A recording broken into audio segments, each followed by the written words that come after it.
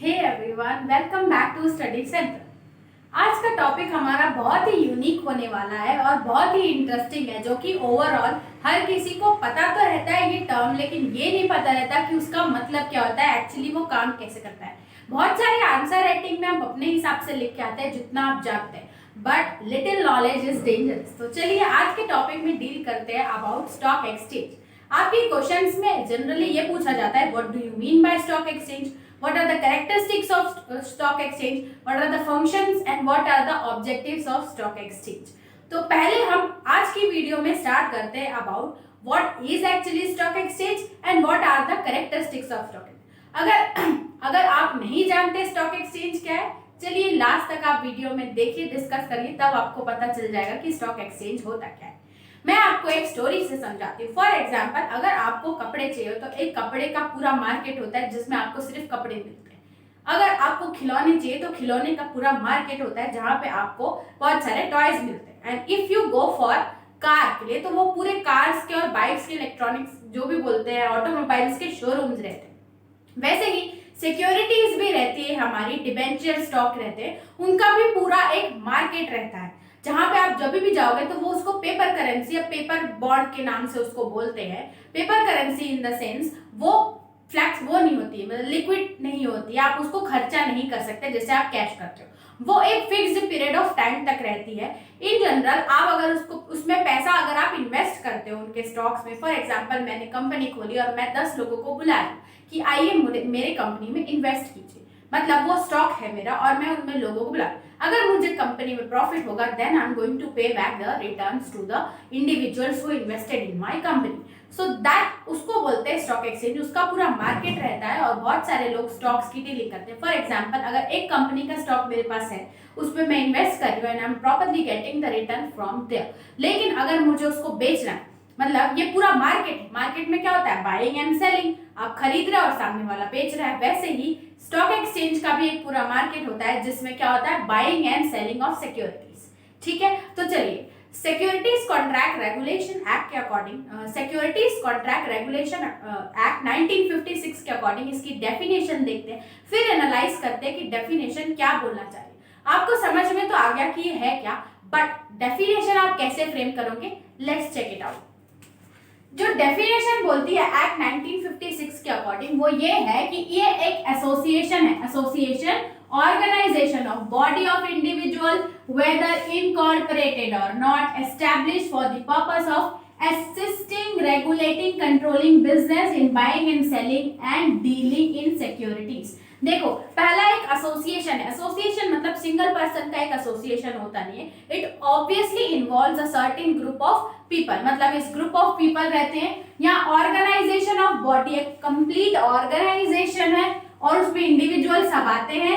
Weather incorporated मतलब exist है legally, मतलब एग्जिस्ट इनकॉर्पोरेटेड और not, established for the purpose, क्यों होता है ये association, for the purpose assisting, regulating, assist करना, रेगुलेट करना, कंट्रोल करना बिजनेस, ये भी एक बिजनेस है, किससे, buying and selling and dealing with security, जो भी हमारी सिक्योरिटीज होती है, पेपर करेंसी जिसको बोलते हैं, उसको पूरा असिस्ट करना, बाय एंड सेलिंग, उसको रेगुलेट करना, ऑपरेट करना, उसके लिए होता है ये एक स्टॉक एक्सचेंज। ओके, तो स्टॉक एक्सचेंज का मतलब ये था। अब इसको एनालाइज किया जाए तो ये पूरा एक एसोसिएशन या ऑर्गेनाइजेशन ऑफ इंडिविजुअल्स है। दूसरा, इसमें क्या होता है, डीलिंग ऑफ सिक्योरिटीज होता है, सब लोग बाय करते हैं, सेल करते हैं, पूरा ये मार्केट होता है। उसके बाद अगर मैं बोलूँ तो ये एक ऑर्गेनाइज्ड है, पूरा बहुत सारे लोग इसमें आके ऑर्गेनाइज्ड वे में सिक्योरिटी से डील करते हैं। तो ये ऑल ओवर था जो कि रेगुलेट किया जाता है। और पहली बात तो ये कि इसमें सारी लिस्टेड कंपनियां आती है, जैसे कि अगर आप कोई लीगली है तो लिस्टेड कंपनियां ऐसी होती है जो उसमें गवर्नमेंट के अकॉर्डिंग ही वो उसमें डील कर सकती है, मतलब सर्टिफाइड या qualified by for the government, वो ही एलिजिबल होगी उस मार्केट में सिक्योरिटीज या स्टॉक एक्सचेंज के लिए। और ये सारे रूल्स एंड रेगुलेशंस फ्रेम किए जाते हैं किसके, SEBI, securities board exchange of India.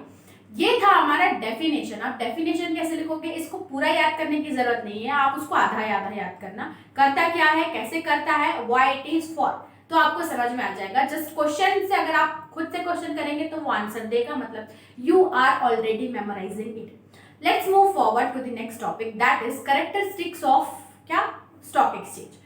अब आपका नेक्स्ट क्वेश्चन आता है what are the characteristics of stock exchange. तो इसको अगर आप 5 पॉइंट्स में दे तो वो काम क्या क्या करता है, ठीक है, what all activities does it perform. Let's check it out, देखते हैं। पहला है ये एक ऑर्गेनाइज्ड मार्केट है। Organised market in the sense एक लीगली मार्केट एग्जिस्ट करता है जिसमें गवर्नमेंट के अकॉर्डिंग जो लिस्टेड कंपनीज है वो बाइंग एंड सेलिंग के लिए वहां पे आते हैं। ऑल ओवर बोला जाए तो जैसे एक मार्केट आप जाते हैं, वेल ऑर्गेनाइज्ड रहता है, सारे इक्विपमेंट्स रहते हैं एंड जो आपको चाहिए वो रहता है, वैसे ही एक ऑर्गेनाइज्ड मार्केट रहता है जिसमें आप जाके बाइंग एंड सेलिंग, मार्केट में क्या होता है, buying and selling of securities. Then next come it's dealing in securities. ये एक स्टॉक एक्सचेंज है। स्टॉक एक्सचेंज मतलब you are here to exchange for something, that is securities जो भी रहती है उससे डीलिंग होता है, buying, selling, purchasing, repurchasing, reselling, all etcetera, मतलब आप सिक्योरिटी से डील कर रहे हैं, पेपर करेंसी से आप डील कर रहे हैं। नेक्स्ट बात करते हैं आप working according to the rules and regulation. अगर आप बोलोगे कि कोई भी आके इसमें जो भी ऑथराइज्ड कंपनी नहीं है, जिनको गवर्नमेंट के अकॉर्डिंग लिस्ट नहीं किया गया है कि वो एलिजिबल नहीं है सिक्योरिटी से डील करने के लिए, इसीलिए गवर्नमेंट कुछ रूल्स एंड रेगुलेशन बनाती है to protect the interest of the investors, और ये होता है SEBI, securities board and exchange of India. कुछ रूल्स एंड रेगुलेशंस बनाती है ताकि डीलिंग स्मूथली हो पाए, और वो रूल्स एंड रेगुलेशंस के अकॉर्डिंग ही मार्केट चलता है। जैसे ही अगर आपके एरिया में कोई ऑथराइज एडमिनिस्ट्रेटिव बॉडी होगी, उसके रूल्स एंड रेगुलेशंस के अकॉर्डिंग ही वो मार्केट चलता है, वैसे ही सिक्योरिटीज के केसेस में सेबी के अकॉर्डिंग वो मार्केट रेगुलेट करता है।